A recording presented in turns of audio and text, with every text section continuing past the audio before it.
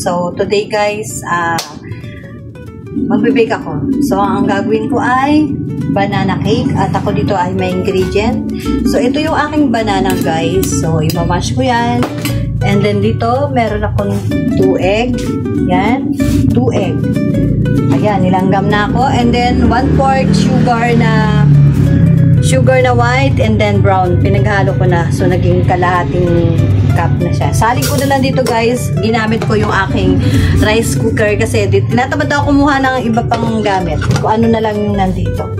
So, pag samasamahin ko na dito guys yung aking ingredients tulad ng itong egg at akin ang ilalagay dito kasi ako'y nilalanggam na. Ayan guys. Nilagay ko na siya. And then yung aking 1/4 milk. Ayan. Ilalagay ko na rin dito.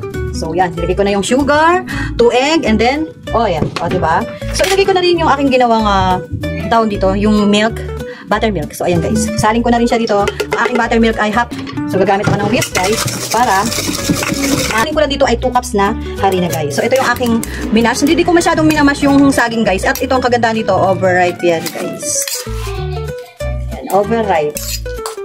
Para pagka kinagat mo yung banana cake, may nakakain tayo, diba? Ayan siya. Sobrang overripe. So ngayon guys, ilalagay ko na rin siya dito. Mga langgam kasi nakikialam.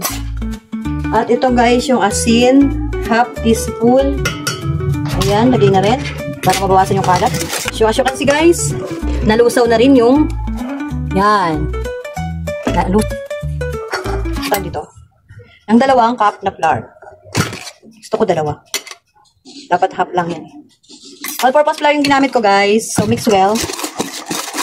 Hello everyone! Kung bago po kayo sa aking YouTube channel, please guys, subscribe my YouTube channel! Nag-umpisa pa lang tayo. Hindi na nga nadagdagan yung aking subscriber. Sana madagdagan. So yan guys. Oh, na nag-vlog. Ayan, mix na. Pwede na yan.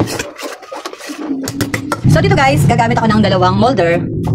Medium sizes yan guys. Ito muna gagamit ko. So lalagyan ko muna siya ng parchment paper. So yan nga guys yung nagawa kong banana cake.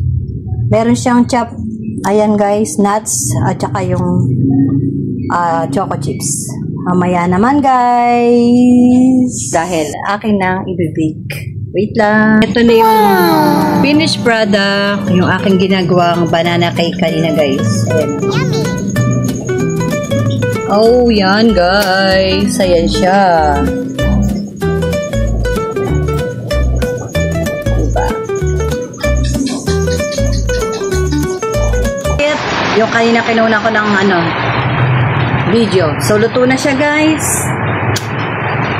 At ang bang. Amoy saging guys. Look at that. So, yun lang. Maraming salamat. Bye-bye.